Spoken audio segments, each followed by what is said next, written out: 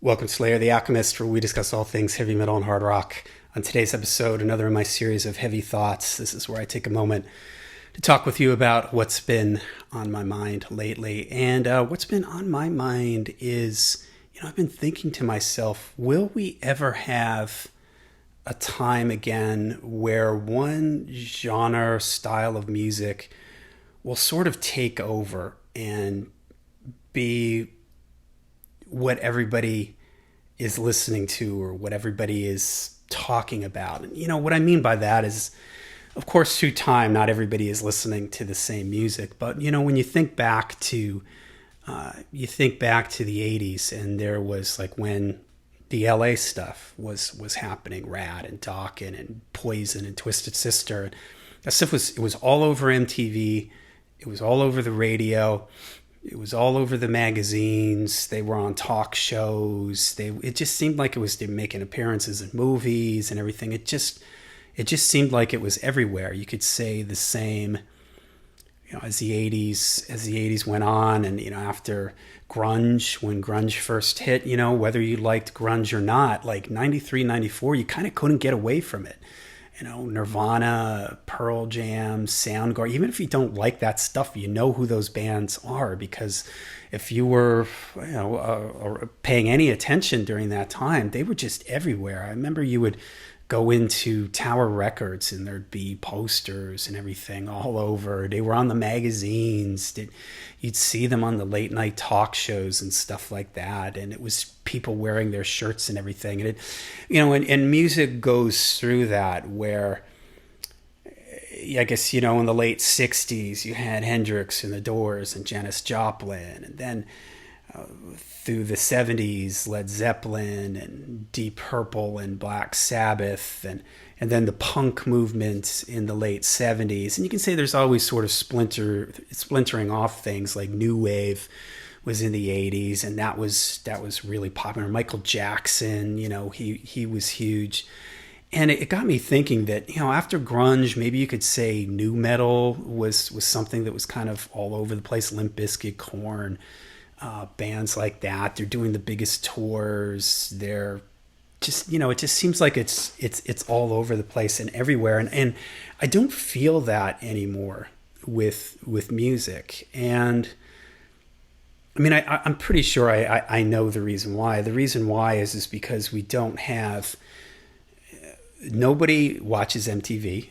No kid, teenager watches. First of all, these movements tend to be centered around youth, teenagers, high school, kids in college, stuff like that.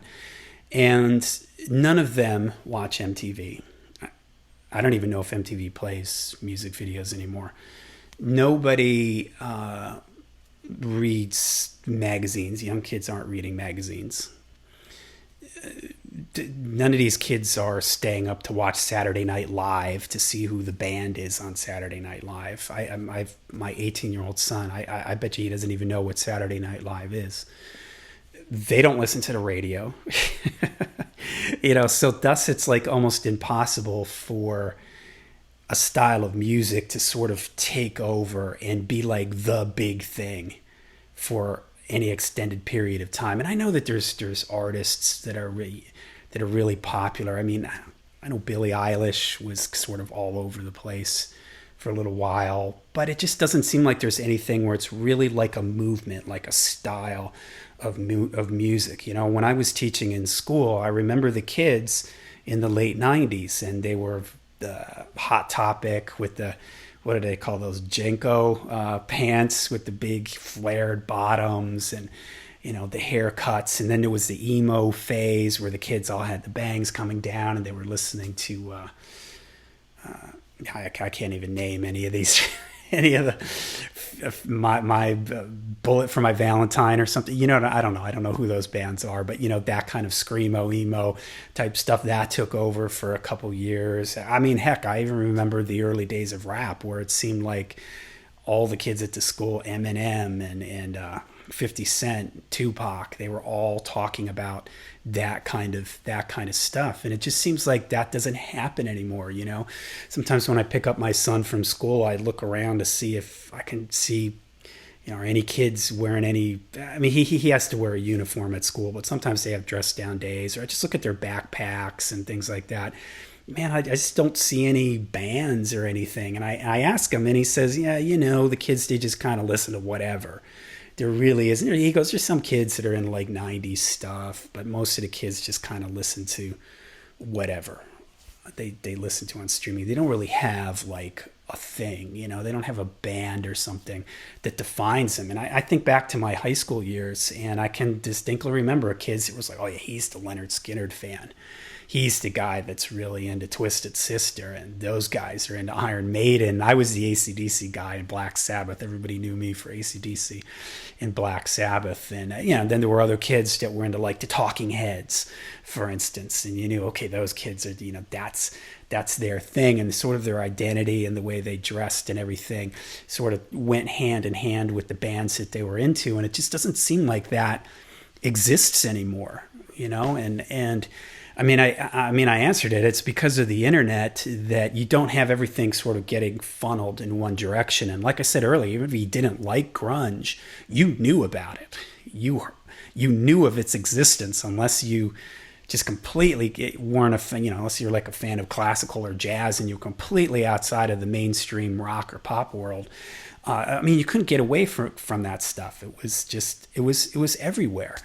But there is nothing that can control that anymore. There is no, because of the internet, people go wherever they want to go. There is no one central. It's not like the kids, like when I was younger, we'd go to the mall and walk around, and you saw the posters at the record store. You saw, we didn't have Hot Topic back then. We had, what was it called? Spencer's. It was this place that had like t-shirts and silly coffee cups and things things with slightly offensive sayings on them. But this stuff sort of informed your conscience. You opened up magazines, you went into a supermarket, you saw the magazine rack, and you'd see their faces on there, and it was just kind of all over, and you don't see that anymore. And in some ways it's kind of sad, that I mean, it's kind of cool that we're not being controlled by the big record companies or the people who are able to promote these, whoever has the most money and can promote their stuff the most.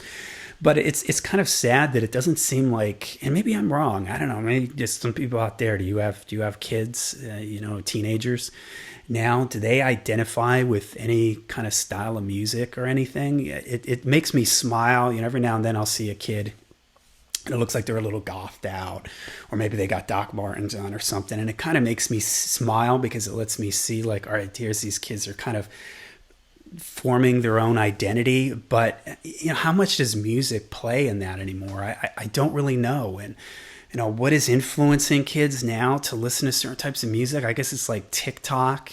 I keep hearing that is where it's at as far as influencing kids. Even my son, he came and he asked me about, hey, he goes, I heard this song by a band called Ghost. Do you know who Ghost is? And I was like, yeah. Where did you hear Ghost? And he was like, oh, I heard them on TikTok. And so he went and he listened to a bunch of other Ghost stuff, and now he likes Square Hammer and all these other Ghost songs. So I mean, I guess that's how stuff influences kids now. But maybe I'm just being old and nostalgic, and it doesn't feel the same. And I kind of miss when music played such an important part of teenage youth. When you see these movies that take you back to 80s and 70s, and I can't remember. There's one of them that's like super, but music is always like a huge part of these movies, and it's like the soundtrack to those generations. I mean, even Saturday Night Fever and stuff like that. The music sort of went hand in hand with the youth culture and with the time and everything, and it was all part of it. And I don't really feel that anymore. I mean, what is the music of the 2020s? If I say to you, what was the music of the late 70s, you'd say disco. What was the music of the mid 70s?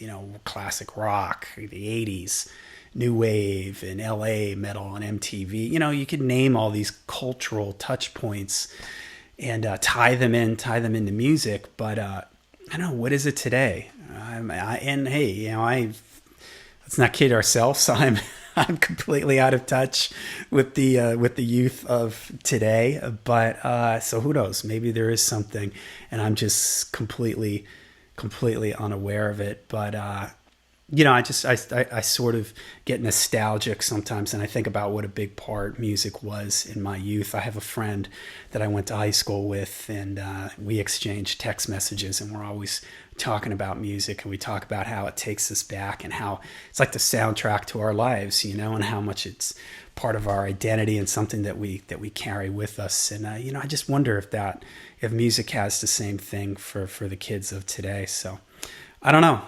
Just a heavy thought here. Let me know what you guys think in the comments down below. Till we see you again, rock hard, ride free.